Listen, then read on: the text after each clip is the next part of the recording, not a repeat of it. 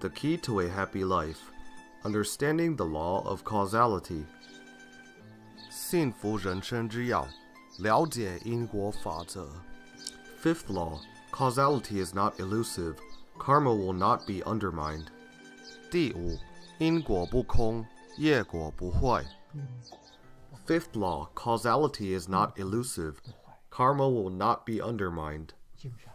Buddhist sutras say, even after hundreds of thousands of kalpas, the karma created will not be gone. When the conditions are in place, the effects will come back upon you.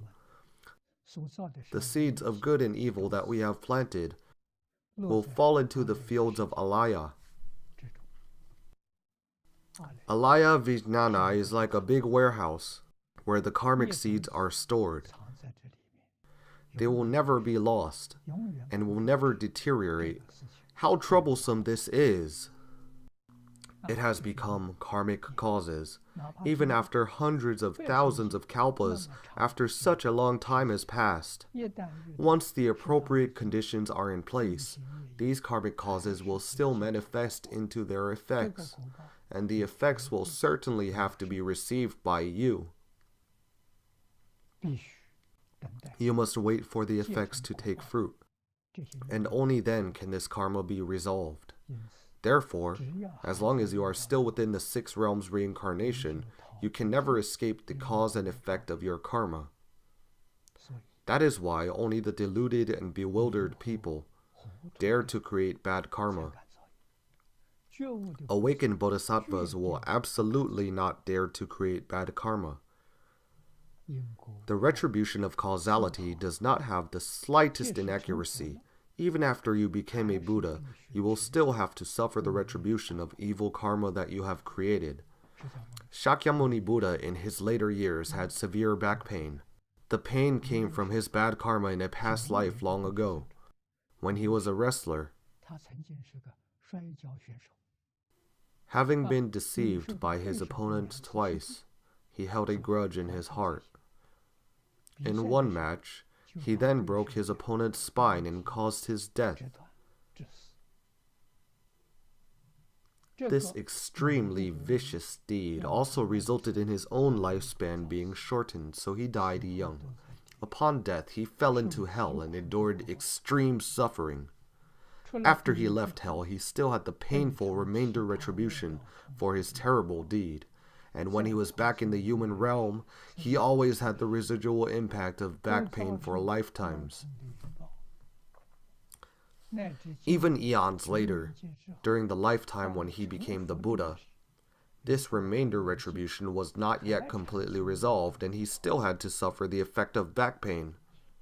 Other than this, Buddha also demonstrated retribution from other bad causes.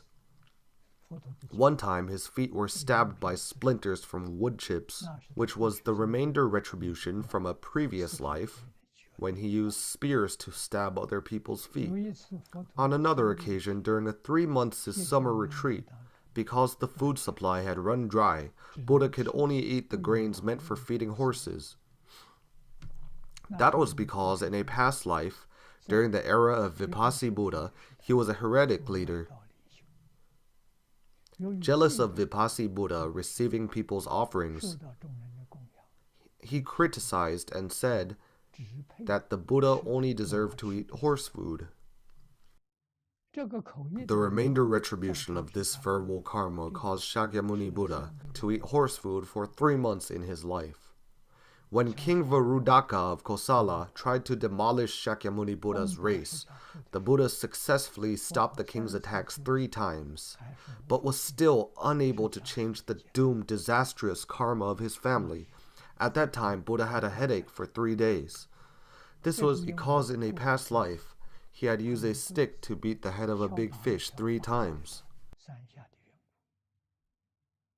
All these tell us that the universal rule of cause and effect is not falsehood, and even a Buddha cannot avoid it. What about Pure Land practitioners who are reborn in Sukhavati? Does it mean that after being born in Sukhavati, Even if you have previously killed someone, you no longer owe them your life? Does it mean that you can now avoid paying back your previous debt? No. The effects from a heavy sin may be lightened, but they can never remain unresolved. Sukhavati is a very good environment for us to cultivate. It provides us unlimited time to cultivate until we become a Buddha. Amitabha allows us to postpone receiving our bad retribution. But nowhere does the sutra say that our bad karma can be erased. That is impossible.